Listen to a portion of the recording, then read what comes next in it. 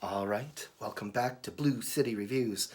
Thanks once again for watching. I just finished up The Ice Road, a Netflix original from 2021, starring Liam Neeson, one of the great American action stars of our time, directed by Jonathan Hensleigh, who I'm a huge fan of his. He hasn't done a film in a decade. I believe his last one was Kill the Irishman, which is a classic to me, but even putting personal opinions aside, I think more people should give it a look. It's not on the level of Goodfellas, but it is a wonderful mobster movie, very unique. Before that, he had done The Punisher, the Thomas Jane Punisher from 2004, which I thought was a fantastic take on the material. I think that movie rocks. I liked the whole Sergio Leone perspective on it. I thought all that was, yeah. I like everything that I've seen of Hensleigh's up to this point. The cast here does a really good job. I mean, Liam Neeson is always solid.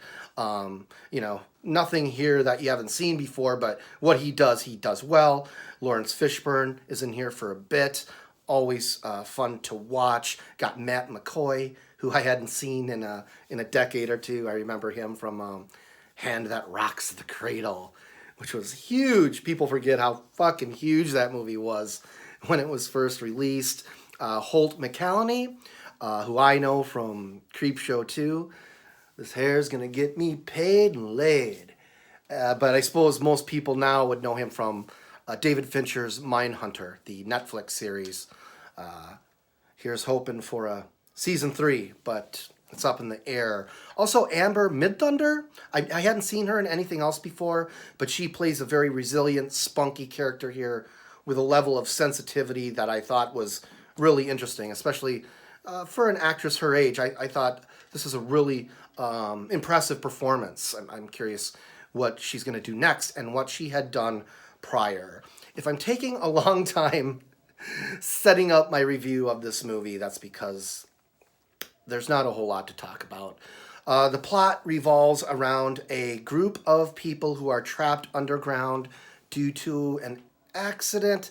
I'm not going to spoil anything. This is spoiler free, so I'm going to keep this a little vague to avoid plot points, even though I think most people will be able to figure all this shit out within, the first half hour. But it's a group of workers trapped underground. They're running out of air. There's a ticking clock, and Liam Neeson and a couple other truck drivers have been assigned to drive up there and deliver the equipment that will help get them out, to break them free, and they're going to receive a huge payday.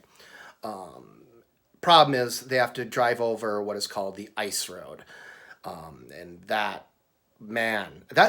what I was interested to learn about. My fiance had told me this still goes on. They still do this. People driving semis filled with heavy equipment over long stretches of ice.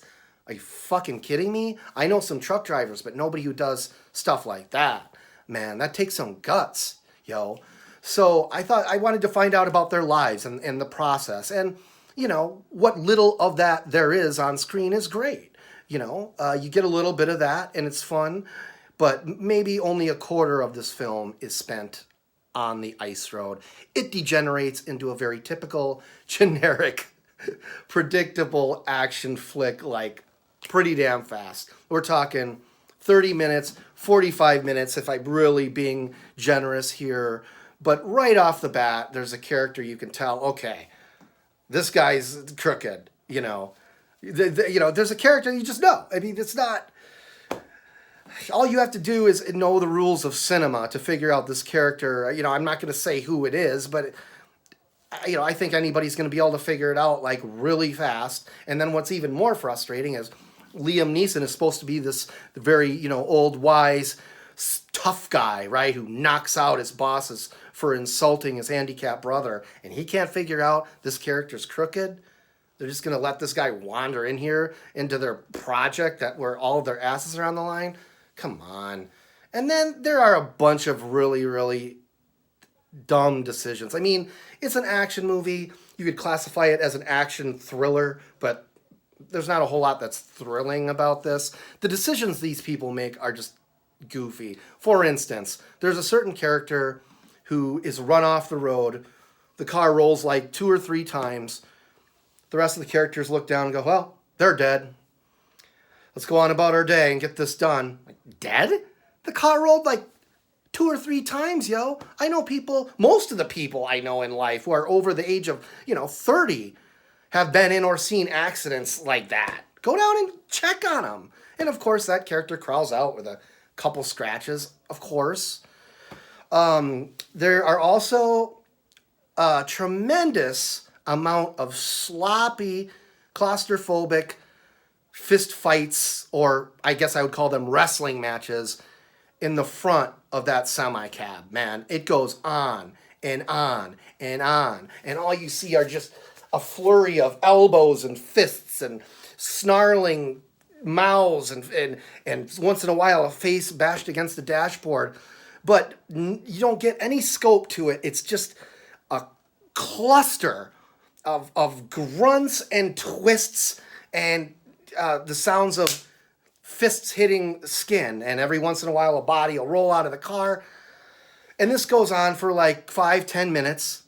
And you think, oh God, is it ever going to end? Oh, there, it's okay, it's over. Last guy got thrown out.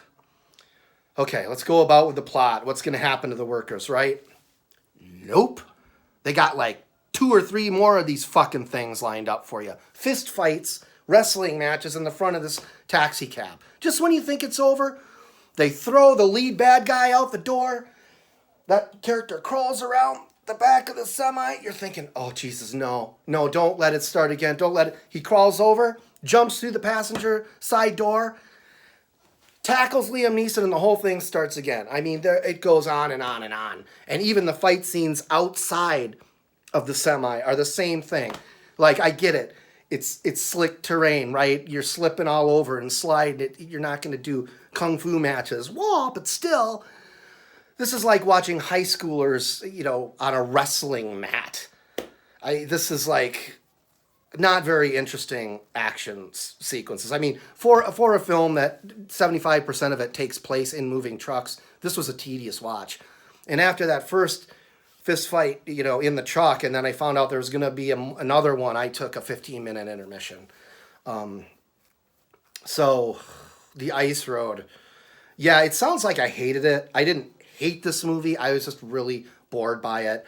Liam Neeson has done some great films after Taken. I think he made some wise choices, like A Walk Among the Tombstones. I thought was top-notch filmmaking, man. Now, that's a thriller with some action overtones, but that's thrilling. This is product, man. This is generic. And, my opinion of Jonathan Hensleigh has not changed. I still think he's a phenomenal director. I just think this was a misstep. So, it brings me no joy to say that I can't recommend this unless you're really into trucks. And I mean that with authenticity. Like, if you're a semi guy and you're really into trucks, there might be enough on screen here to hold your attention. For real. All right. Cheers. Thanks for watching. Talk to you next time.